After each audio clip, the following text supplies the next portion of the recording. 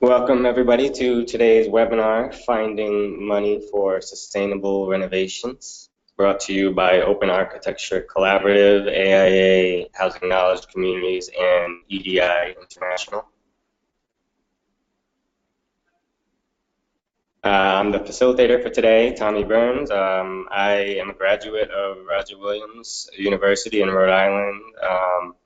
I became interested in housing and community development in school. I did some traveling to Haiti and some more studying in community development after graduating from my architecture program. I did a little work in Haiti with Mass Design Group, and I'm currently a job captain at Davis Square Architects in Somerville, Massachusetts, right outside of Boston, with a primary focus of affordable housing. Our first presenter today, Nakita Reed. She co-founded Encore Sustainable Design to focus on good design, preservation, and making buildings more sustainable.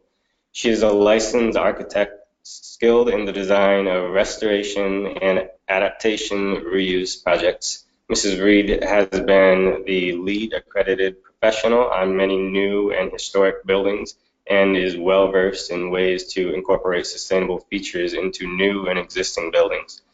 She has experience working with various governmental agencies, from counties to GSA, the Navy and Veteran Affairs Administration. She is trained in multiple sustainability platforms, including LEED and Green Globes, and she serves as chair of the Maryland Green Building Council. Our second presenter today is Mark James. He's the founder and president of Urban Green and has over 18 years of experience in affordable housing and sustainable development.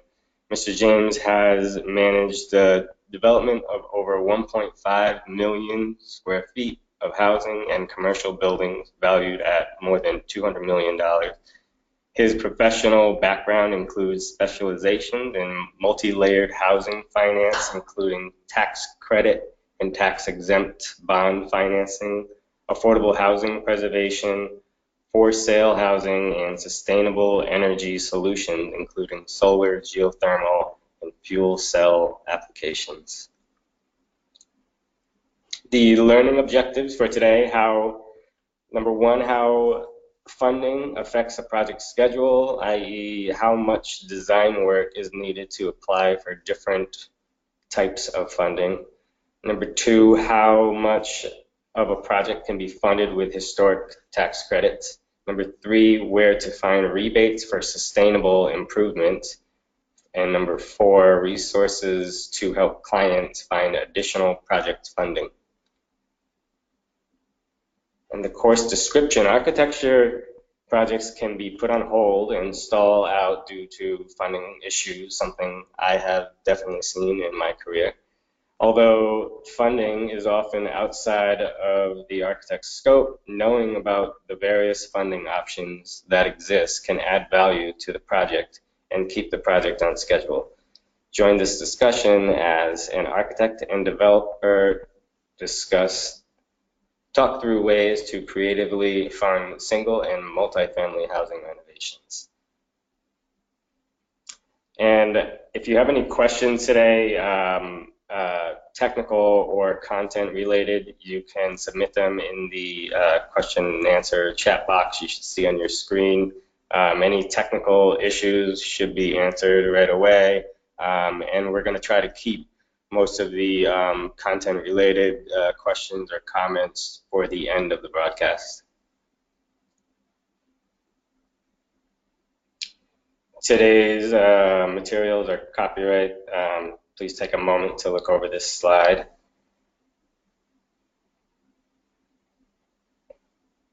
And please take a moment to look over the compliance statement.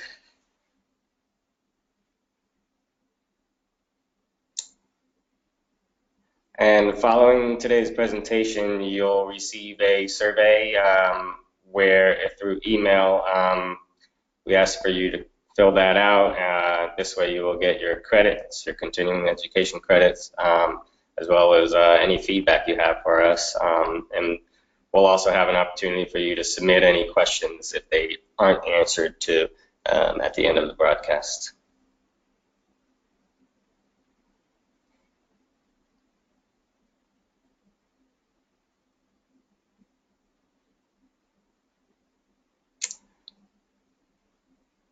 All right, and with that, I'd like to welcome Nakita Reed to kick off the presentation. Thank you for doing this with us today. I'm very excited. Of course. Well, thank you for having us. And can you see my screen okay? Yep. Great. All right. So we're going to go ahead and jump right in. So as Tommy mentioned, I am an architect, and my firm specializes in existing and historic buildings, multifamily renovations, and making existing buildings greener. One of the things that we often find when we're getting involved in these projects is that we get involved and we're thinking we're going to go straight from schematic design through the entire design process, as you can see on the screen. So it would be going SD, giving client approvals, and working our way through to permit submission, bidding, construction, doing the whole thing. What we found, unfortunately, is that most of the time our projects only have funding to get really through the end of CDs if we're lucky. And one of the questions that we often get is, well, what other funding sources are there that we could go after for some of these existing buildings? And we want to make them greener, but where's the funding to do that? And so in most cases, we have clients who have funding through CDs. In some cases, we have funding only through design development, and sometimes it's only 50% design development. So knowing from the beginning and having that conversation with our client about how much funding they have helps us inform how much design we do to prevent us from doing more design than the project can actually allow. Because a lot of times there will be a hurry up and wait situation, which I'm sure many designers are familiar with, where we need to get quickly through CD and SD to go in for the funding round applications, but then we have to wait until we find out if the project's actually going to get funded. And so being mindful of how much design actually needs to happen for those applications can be very helpful, and also protect us from doing more work that we may or may not be able to get paid for. So from our viewpoint, we're going to walk through these funding options with the following criteria. One, we know it's an existing building that's going to be renovated. The developer has some of the funds to do the work, but there is a gap. And the developer is considering using private resources and funds, and is asked for what additional funding sources should they consider. And so we're really going to be looking at 4 different types of funding over the next couple minutes. So historic tax credits, as well as grants, rebates, and CPACE. And CPACE is Commercial Property Assessed Clean Energy. And all of these funding sources that we're about to go through, I want to mention that this is an ad service that we will offer if requested. And so I just want to make it clear that we're not taking on helping find all of these funding sources under the architectural contract. We do go into a separate consulting contract for that. So just something for designers to keep in mind as they're structuring contracts and how they're trying to help the developer and project move forward. So we're going to start with the historic tax credits. This is a program that is not available in every state in the country, but it is widespread, as you can see. The states in brown are the ones that already have historic tax credits in place, and the ones in yellow are where they're proposed. It varies per state, but various things can be included in historic tax credit applications, and we found that a lot of our clients aren't aware of this. As many of you know, historic preservation in this country exists on a sliding scale. So for all intents and purposes, anything that is 50 years old from the current date could be eligible for listing on the National Register and may already be in a National Register historic district. Those are the 2 main criteria that you would want to pay attention to see if historic tax credits are a viable option to pursue. So if the building is located in a National Register historic district, just a contributing resource to it, that's enough for it to be eligible to be considered for historic tax credits. Some of the items that are typically included and eligible within the historic tax credit are soft costs, so your design fees, as well as hard costs. So some of the walls, partitions, flooring, new elevators, anything that is permanently attached to a building and is not an addition or change in volume to that building. is typically eligible for a historic tax credit. Items that typically aren't eligible include acquisition costs, additions, appliances, things like that. But one of the nice things is that some of the states have tax credits both at the state level and at the local level. A lot of times the local historic tax credit is in the form of a property assessment or a relief on the property tax. So knowing that you could go after local historic tax credits, state historic tax credits, as well as federal historic tax credits is often a program that we find helpful for existing buildings that are a bit older. And a lot of times our clients aren't thinking about those. One of the other things I should mention is that the federal historic tax credit, this was initially eliminated during the 2017 tax reform, but it has been brought back. So the 20% federal historic tax credit is still in existence. Of the federal level, you're able to get up to 20% of the project's qualified rehabilitation expenditures covered. And then you're also able to match the tax credits together at the different levels. So for instance, in Maryland, there are county level tax credits as well as state level tax credits and federal tax credits. And we've done projects where we've been able to help clients get up to 60% funded because they're doing the 20% county, 20% state, 20% federal. So that's one of the options. The way the process works is that you typically identify the building, you go through the application process, and the agencies that are involved in the process, depending upon which level you're going for, are typically the National Park Service, the state's SHPO, which is the State Historic Preservation Office, and then if you're doing any sort of sustainability certification, then Enterprise Green Communities and also different HERS ratings could come in as well. You go through the typical design process, you renovate it, and then when the project is complete, the tax credit is claimed. And so a lot of times people get confused and think that the historic tax credit is just a suitcase of money at the beginning of the project, and that's not the case. A lot of times the way that the tax credits are used in the project is that they're syndicated through other investors. So for instance, if you find an investor who needs the tax credits and they say, okay, go through the application process. If it finds out that you'll be able to get awarded the tax credits, we'll pay you 85 or 90 cents on the dollar of the tax credits that you would get as equity into your project so you can do the work and then claim the tax credits on the back end. So it's a little bit of a complicated process, but it is still a very viable funding source that we've used successfully with nonprofits and for-profits, and it's a program that's healthy across the states. And the tax credit decision, you typically find out and you decide if you're going to do the tax credit before you get to design development, because you want to have a sense of what's going to happen, mainly because the tax credit is contingent on the design work being compatible with the Secretary of Interior standards for historic preservation. And so you want to know going into the design and as you're doing the design, what historic elements need to be retained, preserved, or alerted to the SHPO so that you're not going to do any design work or construction that would then invalidate the applicability of the historic tax credit. Moving on to a couple different grant sources. Desire is a great website that can provide some different options for what's available in your state, as well as the Foundation Center and also Reconnecting America. I'm going to caveat that all of these grants take time, so knowing the timing process and again talking to your client, which is more often than not a developer, and getting a sense of what their timeline is to see where it makes sense to apply for different grants. And so there are a lot of grants that require a match, and so sometimes that match can be in-kind services or donations of services. Sometimes it is a cash or a investment match, so just understanding which grant sources and how the logistics of the grant work are helpful.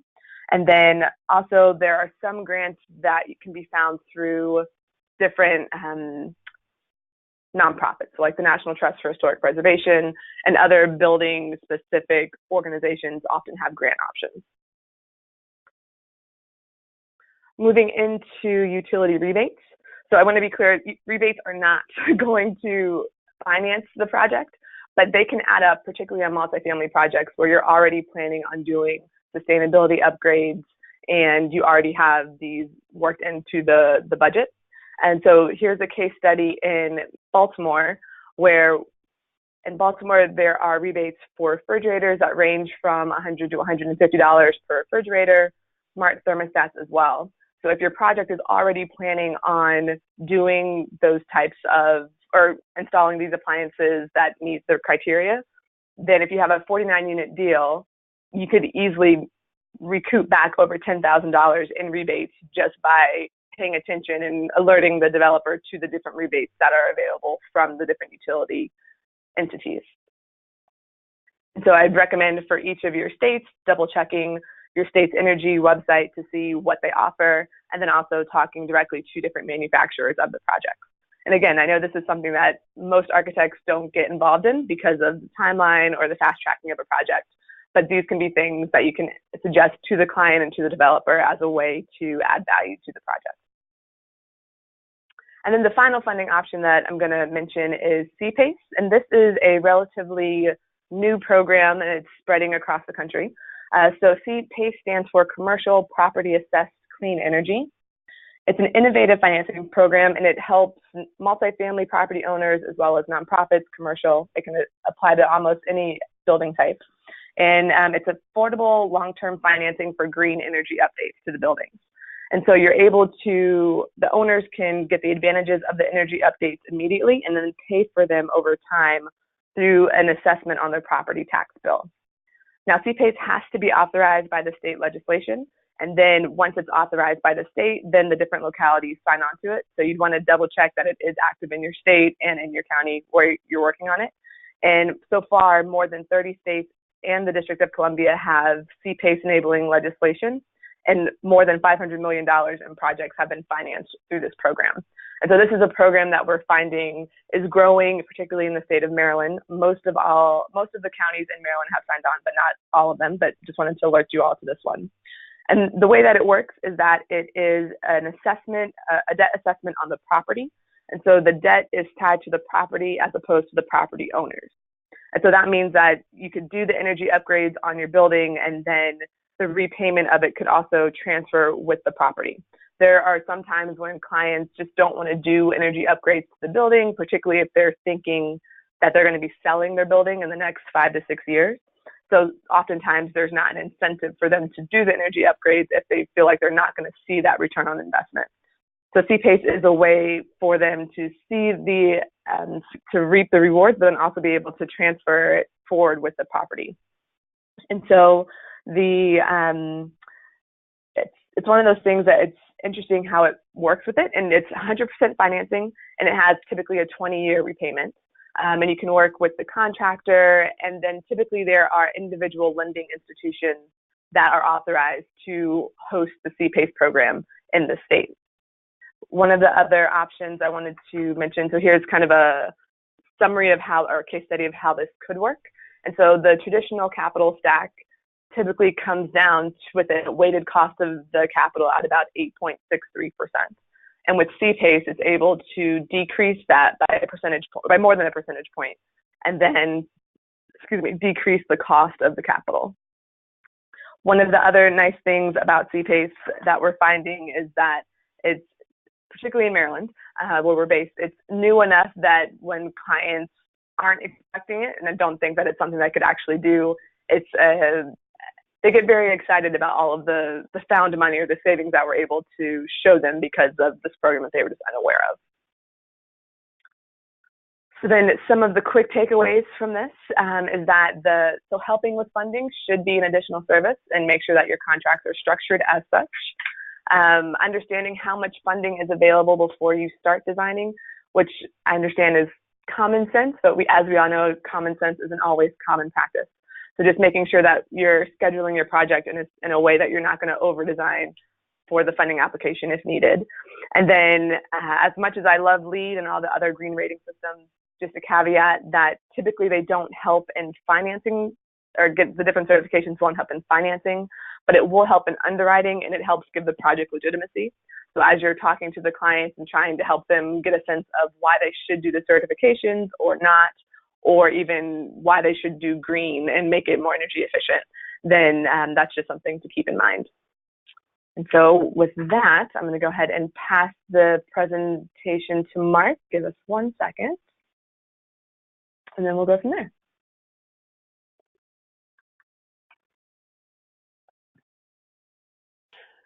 Great. Thanks, Nakita, and welcome. Can everyone see my screen? Does that look Yeah, looks good. Let's see here. All right. Give me just 1 second.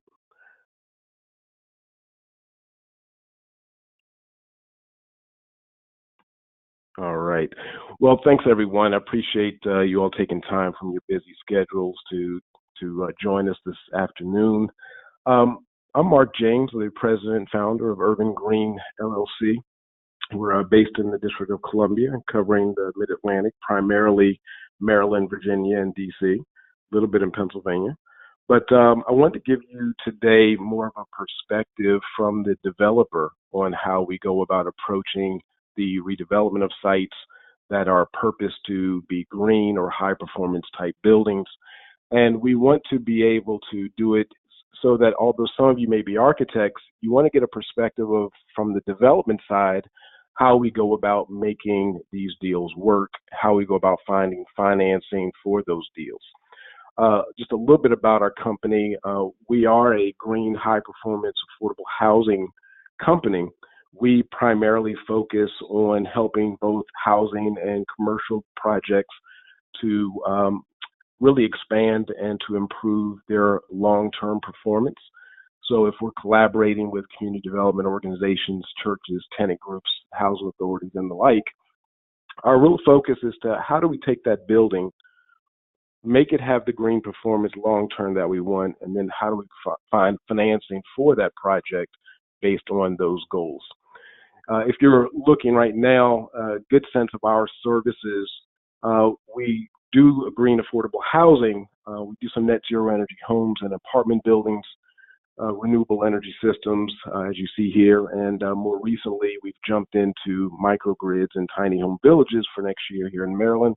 That'll be exciting to see how that works out. So let's talk a little bit about green money challenges and what are some of the factors that you're going to face as you're thinking about putting together a project that has a selected number of green goals. Well, there are a number of challenges to consider. One of them is that there's a limited pool of investors who actually understand how to underwrite green buildings. What this means is that when you look at the total spectrum of equity or debt investors that are out in the marketplace, it's not like all of them have jumped in and decided that they're going to underwrite green projects. Some may give lip service to it, but there are only a very few select that actually have gotten good at it. So you have a limited pool of investors. Another challenge is that the debt and equity providers, some of them still have some very false perceptions of risk analysis for a green project. So for example, some of them may look at your idea of having or creating savings from the green projects that you've designed, and they may look at that as being a higher risk as to whether or not you actually achieve those savings. They may look at it from a standpoint that what you're proposing to do may seem more pie in the sky to them, but in reality, the risk is not nearly as high as they think it is. Other challenges we've noticed is that there can be a very conservative loan underwriting, which can strip away the financial savings of green projects. I can't tell you how many times we see banks, lenders, and equity investors who, even though you have shown within your projections the types of savings and benefits that will result from the green improvements that you're going to do, it doesn't mean they actually include those in their underwriting calculations. And it's always important to ask them if they are, because that continues to be a challenge today, and people don't realize it's happening to their project. There are some state governments who get it, and there's some that don't. You know, it really depends on which state you're in.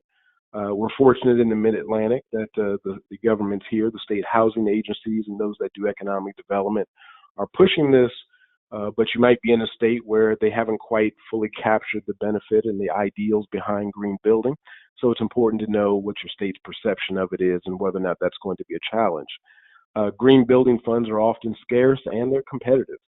I'll talk about that a little bit later, but this is an issue, a challenge that we're trying to deal with now in the marketplace. And most of the programs on the housing side, at least, are for rehab projects.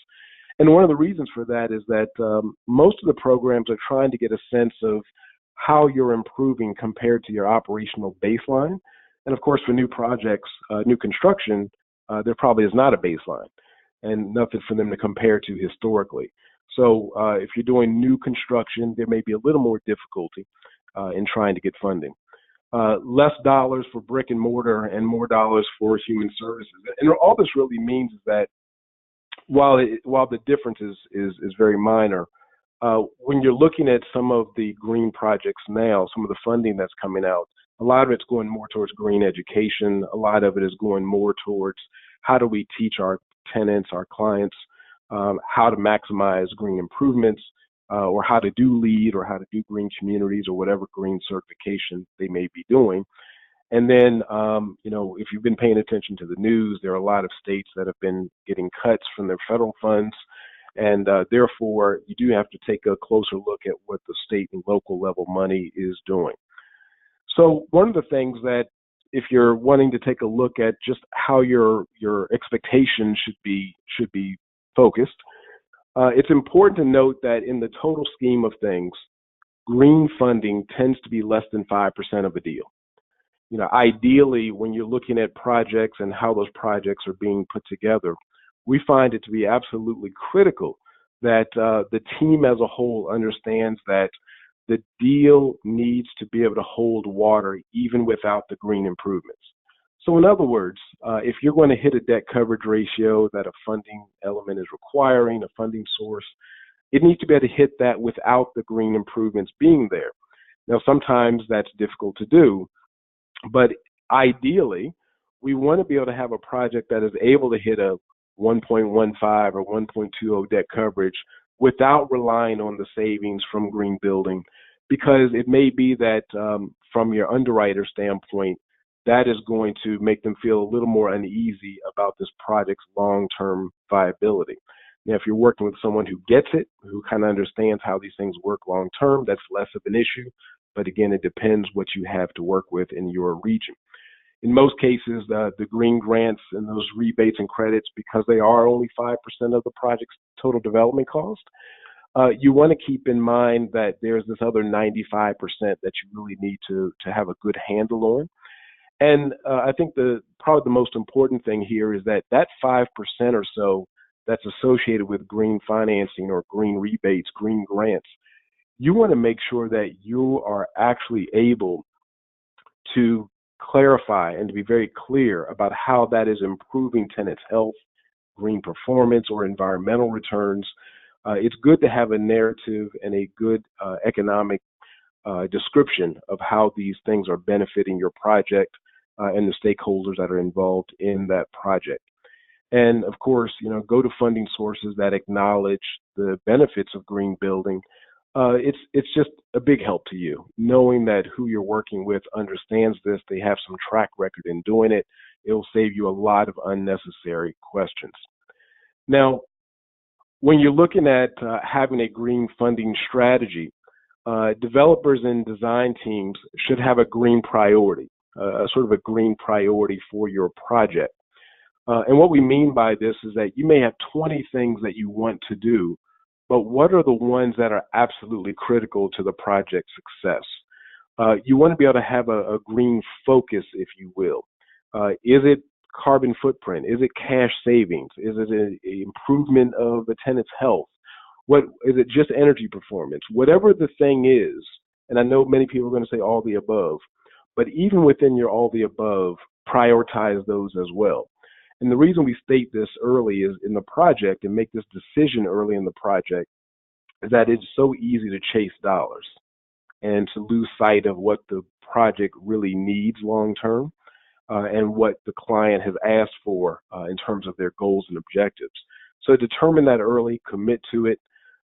You have limited funds that are available, and so being able to target those funds towards those areas that you've prioritized is clearly the best bet. And you want to make this focus clear to your design team. So for those of you that are architects and engineers or other design professionals, you want to make sure you've gotten this information from your developers, from your client. And for those of you that are on the development side, you want to make sure you're communicating this to your design team. Being very clear about those priorities up front is important also, because if you get to a place where you are value engineering your deal, as most of us end up doing, you want to be able to make decisions, and if you need to cut things or modify things, you want to make sure that they are not impacting the most critical aspects of your project. So make these goals and objectives clear to your design team, and also make them clear to the tenants and the stakeholders in your community so they understand what you're looking to achieve in that project. They may even have ideas, I often find, that will help you. So some of the potential green funding options. You know, as Nakita said, we always start with Desire USA, so I'm not going to focus on that. There is one thing I'm going to bring up about this. The second bullet point there, you see that many of the programs get oversubscribed quickly. So as you've created your green goals, you've got your objectives, you have your green priorities, and you know which ones are absolute musts.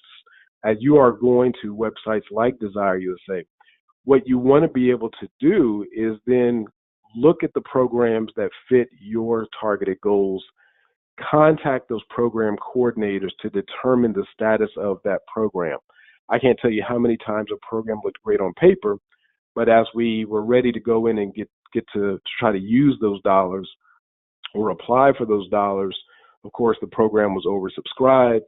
And so it's important to know, when it may be funded again, or if it's being discontinued by the time your project goes to construction. One great funding source that we like to work with is Fannie Mae. They have a multifamily green initiative project. Again, this is for those of you that may be involved in the multifamily side of deals. And these finance things like energy improvements, water efficiency improvements. These programs offer higher loan to values on green projects. And what, of course, they want is they realize that your green improvements will create lower operational costs, operating expenses, and as a result, they try to reward you with a higher loan amount. Other organizations that do this, Freddie Mac has a multi-family green assessment program, which basically helps you to get reimbursements for some of the green assessment work that your project may need to do. Freddie also does a Green Up and Up Plus program, and similar to Fannie Mae, they provide higher loan to values and better loan pricing for projects that are doing green improvements. Now, one here that is always a little more iffy at the moment just because of current funding levels, HUD has programs that are great towards energy reduction. Some of them are grants, some of them are low interest loans, some of them are rebate. In the past, they've had programs that were more focused on health, and there is some word that they may be trying to bring more of that back because as of late, there's been much more of a nexus between healthy housing and how we integrate health into the design and construction of our buildings. The U.S. Department of Energy, you should check both at the federal and the city level, your local level. Oftentimes, they may have special funds that have been set aside for green projects. So you want to be able to have your project look up what's happening at DOE. And the same would go for the state and city housing agencies or the city and state Department of Transportation. They oftentimes have programs that could be related to stormwater management, reducing things like your potable water, or even landscaping and street improvements that would give you extra dollars for doing green landscaping. And then Nakita had already mentioned that it's always great to talk to your utility providers to see which incentives they are offering. But at the state and city level, a lot of those utilities, along with the other funding sources that may be available from local government, they're providing these rebates on energy efficient lighting, low flow water fixtures, Energy Star appliances, and insulation thermal envelope improvements. You just want to check to see what is available. And again, you're going to hear me emphasize this probably a few times, mainly because of bad experiences, that we always want to make sure that the program will be continued next year. If you're at the design stage of your project that you're looking at now, you're probably not going to go to construction until next year. You need to make sure that program that you're looking at is still funded for next year, because sometimes they are only continued for 1 or 2 year period. And it's also important to note that if you're thinking about these funds and how they flow into the deal, it's very often that these dollars are actually coming in after they've been installed. So in other words, if you're getting a rebate or if you're getting a grant of some sort, they really want confirmation that you've actually installed this particular energy efficiency improvement or particular material. And so you need to fund these in your budget, even if it's a grant, with the idea that the grant would reimburse the cost or the rebate would come back and reimburse you for those costs. And don't forget to show measurable impact. That's really critical. You know, when you're looking at how funders are bringing green dollars into the deal. It used to be that there was this very select group of green projects. Well, now a number of states have required green performance measures. And so you may also have a lot more competition for green dollars, green rebates, and other incentives. So you don't want to be able to forget that it's so critical that as a design team, as a developer, you can actually show the measurable impact of these things that you're doing in such a way that it makes sense to the lay person who may not be fully vetted on how all the green incentives work. So I thought it'd be great to give everyone a sense of just a quick case study. One project that I managed a long time ago, 7 years ago, has been Wheeler Terrace Apartments in the District of Columbia. This is a green affordable housing project renovated and owned by CPDC, who does some great affordable housing in the Washington, D.C. area. Wheeler Terrace, just to give you a sense of the project vision, on the goals of the project, we knew the project was an acquisition of a very old building. They were looking to preserve the structure of the building, update the systems in the building, HVAC, electric, and plumbing, needed new kitchens, really needed new, for the most part, new interiors. And, you know, this was a high crime neighborhood and there were poor health conditions at the site. And in the midst of all that, how do we go about renewing a new 20-year Section 8 contract with HUD? Well, in looking at those project goals, the green goals that were established very early were that we wanted just to create this new standard for green affordable housing.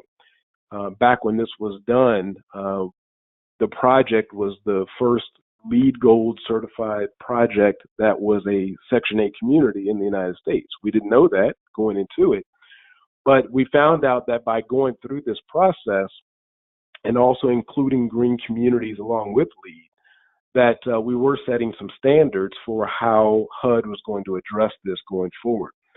And if you think about those green goals, well, what we did is we then added to that there's been this tenant waste factor. All of you that design buildings and are involved with multifamily or commercial deals, you understand that in many cases when tenants in the building are not paying their own utilities, they tend to have a waste factor for that energy. They leave lights on, they use more water than may be necessary. And in this particular case, with all of those things going on, we wanted to reduce energy consumption by 25%. And so that became a major goal of the project.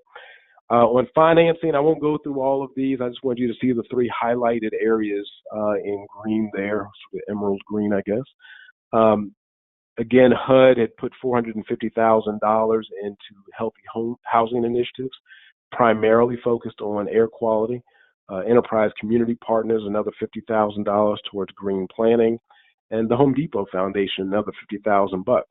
So $550,000 out of a close to $33 million project, but it made one heck of a difference, and I want to show you how. We took the HUD portion of those dollars and very clearly specified what it was that, or how it was that we were using those dollars and what the benefit was going to be for those dollars spent. It's always good, even if it's only $20,000 or $30,000 worth of improvements, it's always good that you can kind of give it its own budget and its own narrative so that you can explain to a funder exactly why you're doing these energy efficiency improvements or other green improvements for the project and what the benefit of that was going to be. And as you look at how this deal was done, Another one that was similar to it, as a matter of fact, not even 5 blocks away, Savannah Park, Urban Green did this about 3 years ago. This was another affordable housing deal, 64 units for very low income families, same as the other building, old age mechanical systems, rising utility costs, and the owner cannot afford to pay for all of the capital improvements. And so with that being in mind, we realized and said to the property owners that if we can focus on increasing energy savings, we can also allow that to translate into increasing the loan amount. And so what was meant by that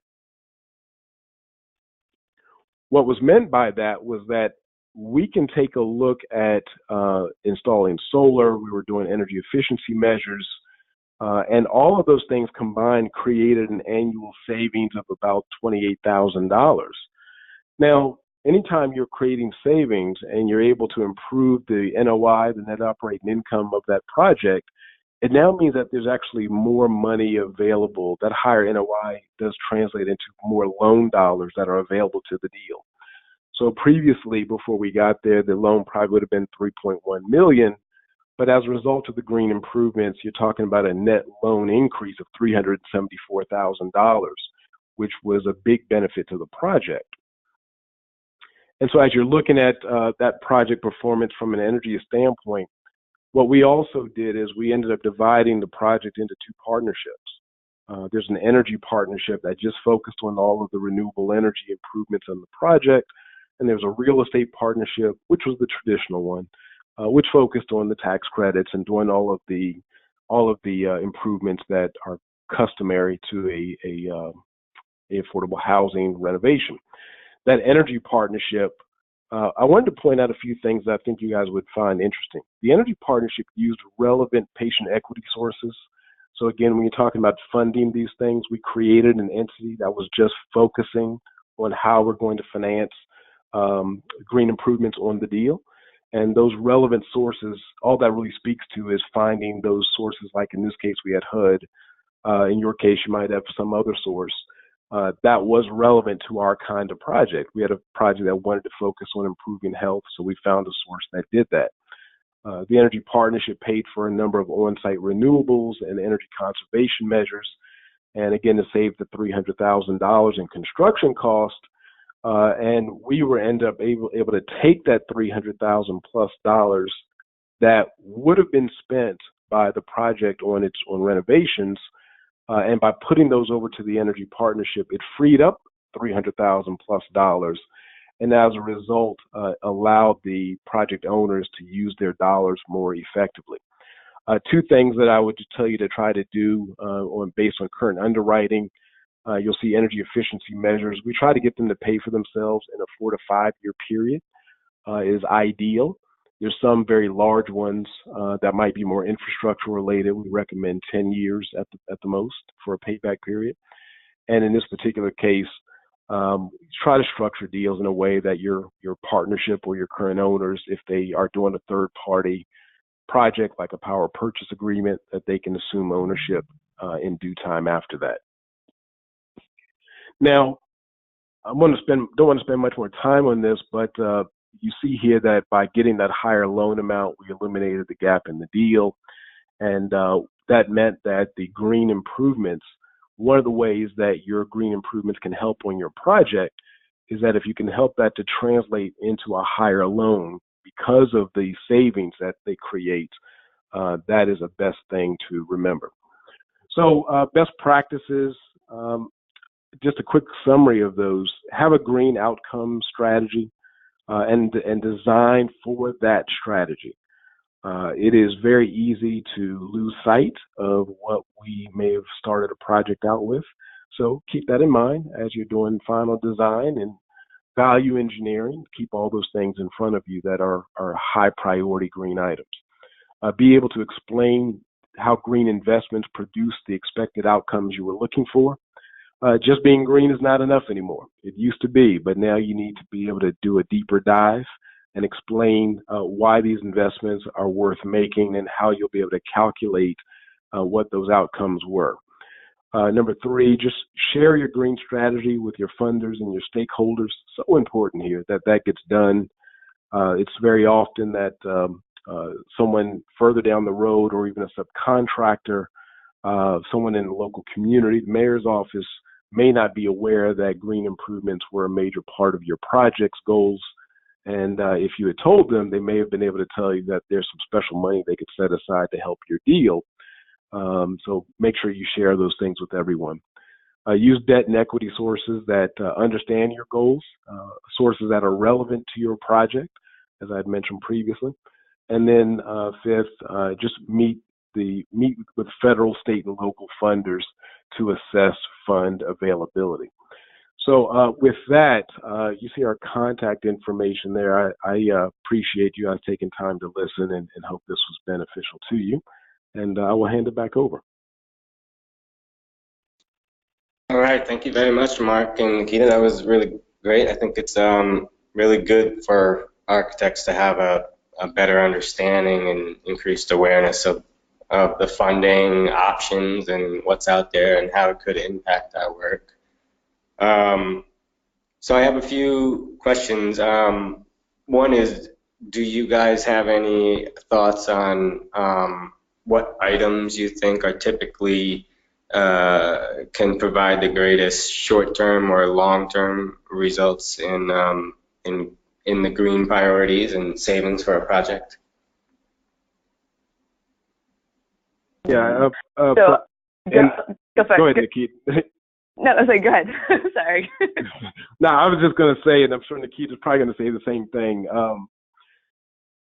It is always best just to start with the low-hanging fruit. Most of the times you cannot beat the returns that you get from doing thermal envelope improvements, insulation. Lighting is always very helpful, especially in areas that are using a lot of lighting inside your buildings. But we try to get away from going after the quote-unquote sexy items because they look great on paper. It's usually the things that you're not always seeing or paying attention to, which are going to give the first bang for your buck, the best bang for your buck, which I'll describe as the lowest amount of money in terms of cost with some of the greatest return. So those things are usually better off before you get to installing these huge renewable energy systems, which I love, but for answering the question, I would start with those basic things. Yeah, I'd agree with Mark on that. One of the things to make sure you would take a look at to even start is to get an assessment or do an assessment of what your current state of the building is. Because doing a big solar array on a building that doesn't have any attic insulation or roof insulation and has really poor windows, you're not going to need to optimize your systems before you install new renewables. So I'd agree with Mark on that. And I would think that a lot of times when you're working with an owner, they would be very interested in items that would potentially reduce the operations and the maintenance costs. Right. And actually, one of the things that we run into sometimes where we have to help the owner change their viewpoint is if an owner has a bunch of fluorescent light fixtures that are all T12 bulbs, sometimes they don't understand, well, why would I replace those with LEDs when I have 20 unused T12 bulbs that I bought 10 years ago that are still good? So helping them understand, there might be a little bit of an upfront cost, but you're going to see so much more savings from actually doing an energy upgrade as opposed to just reusing bulbs that you already bought. Right. What kind of projects are eligible for the CPACE funding? So for that one, it is the majority of projects. So commercial, industrial, nonprofits, multifamily as well. And for the CPACE funding, you just have to prove that your building is going to perform better than a code building. And so the funding is based on how much of an improvement over the code baseline is available. That's great. Mark, you talked a little bit about health and housing and the connection there. Can you speak to a little bit more about that? Any sources of funding that you know of for that? Absolutely. The more and more you're starting, there's been a tide coming out from both the health professionals and housing professionals realizing that their destinies are a little bit intertwined.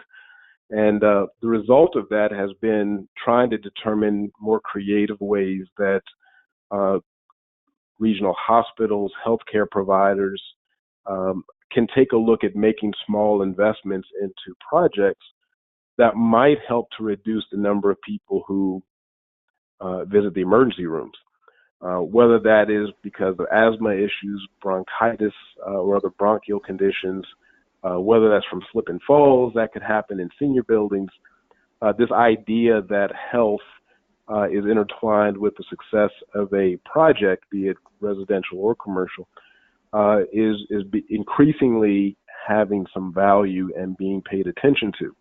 Now, there's not a lot of funding for it just yet, but groups like HUD, groups like the U.S. Department of Energy, and more recently, even groups like the National Institute of Health, almost forgot that one, might have funding that would be made available probably on a competitive grant basis, as well as local foundations are also considering making these investments. I'll tell you the key thing about it is this. If your project is serving a vulnerable population, children, very low income families, the homeless, seniors, something like that, whereas there are already pre-existing health conditions from those that are coming into your building, if you're able to say that this funding will somehow help you to improve the health outcomes of those residents, then that tends to grab the attention of those who are coming at it from a health standpoint. And I can absolutely promise you that those that are coming at it from a health or monetary only standpoint won't get it. They won't quite be ready for that conversation. So I would really restrict that conversation to those that are in the health arena to see if they might have some interest in partnering on your deal. Do you know of any insurance companies that do this? Because I know I get some money or sometimes for a gym membership or something. It seems like they would really benefit from having their members in healthier housing. We're working on it, and by we I mean folks who've been involved with green building and looking at sustainability and how we're absorbing health. That is an outcome that we're shooting for. It's not there yet, to my knowledge. I've not been able to see a health insurance company fund it, but I think it's close. It's close. And the best way to think about it is that if someone is low income and they are working an hourly job and they or their child gets sick, then we realize that this person is now losing income because they don't have health benefits, perhaps. Now, if that's the case, or if they, through their own illness, it results in them losing income, of course, that's a detriment to their family. And so what we're realizing from a healthcare standpoint is that if we can focus on health, it actually helps to improve the economics of one's household. And of course, that improves the economics of the building. You're not turning over residents. You're not evicting people because they haven't paid rent. Someone has used their money to pay for a very expensive medical procedure that, now of course has come out their rent pocketbook, if you will. So these are all things that are being discussed, but not quite there yet. I think in the next year or two, it could happen. I'm looking forward to that. Can you elaborate on how the second party holding the green improvements and pulling the green costs from the base construction budget was structured and how payback occurred? I'm sorry, could you repeat it one more time? I think I got it. So, wanted to elaborate a little on how the second party holding the green improvements and pulling the green costs from the base construction budget was structured and how that payback occurred. Yeah, so we create sometimes what's called an energy partnership, whereas that energy partnership may be a specific LLC or limited partnership that we set up specifically to purchase, own, and operate renewable energy systems and sometimes mechanical systems. In that particular case, we sometimes would use that entity, that energy partnership, to take away costs that would have been absorbed by the traditional housing partnership. So, for example, if they were going to try to absorb a new mechanical system for their building, a new solar array for their building, then we're able to take those costs off of the project budget from a housing standpoint and bring it over to the energy partnership, which may have a longer term view of the capital that's going in for energy and when that needs to be paid back. And that's great for us because it means that those who are involved in the energy partnership, they kind of get it. They understand that this is the stuff that may take 10 years for a full payback, but they're not complaining about it because those are waters that they swim in. At the same point in time, by taking those costs away from the housing partnership, those are dollars that the housing was going to have to spend, which have now been freed up and now can be used for other things that may have been value engineered out the deal, or additional green improvements that were going to be cut because of a limited budget, which can now be added back in. So it varies, but solar arrays, renewable energy systems, mechanical systems that are going to produce a cost savings payback within a reasonable time frame, those are all the kind of things that we like to try to absorb in scenarios like that.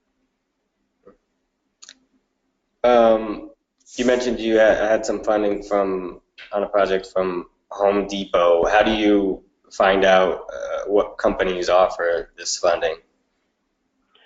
That is a great question because I've not been able to get a Home Depot grant in 2 years. But one of the things that the only reason I found out about that foundation was that one of the nonprofits who educated tenants in the DC area about health issues, they were aware of the Home Depot Foundation's grant. And so and again, that's sharing your green goals with your stakeholders. They sometimes know about opportunities that you aren't aware of. And so by following up on their lead and their recommendation, we were able to find that. And but there are other foundations, you could call Home Depot again, which they do those grants every year. But in that particular year, they really were interested in health. It may be that if you're just focusing on energy performance, then I would, contact another foundation and see if they can do something to assist you in your goals. But that's another reason why you want to be very firm and complete about your vision and what are the green priorities for that project. Do you, this is kind of related, but where do you find partners who are attracted to energy partnerships in specific? Well, it varies. Again, just starting with the sources that Nakita and I had mentioned. And Nakita, you can add some things to this if you'd like, but I think for the most part is once we've started with all the basics, at that point, it's all about asking around. You just never know where money is hiding. You never know where state government is not funding something now, but they do have it budgeted to start up in the following year. So it's really sharing it over and over and over again with all those stakeholders, so they can try to help you to identify pots of money that may be relevant for your project. Yeah, and I also add on, there are times when we also talk to local grant writers and people who actually write grants for a living, because they typically are tapped into some other foundations that also have different pots of money. There are a lot of corporations that have a certain amount of money that they're trying to grant away so they can get the tax write-off. So for instance, sometimes Enterprise Rent-A-Car and other large corporations like that, they have just funding that they're trying to give away. And so talking to other grant funders or grant writers can also be a good source of project info. That's great. That's a good idea. Does Google or Facebook offer any funding? They have a lot of money, don't they? I wouldn't be surprised if they did. I'm going to look into that one. All right. We're running out of time here, but I want to thank you guys again. This was really great. And remind everybody that please check your email for the report for your credit, as well as any other comments or questions you might have, and we will review them. Thanks everybody again for joining. Great, thanks. Have a good day. Thanks, everyone. You too.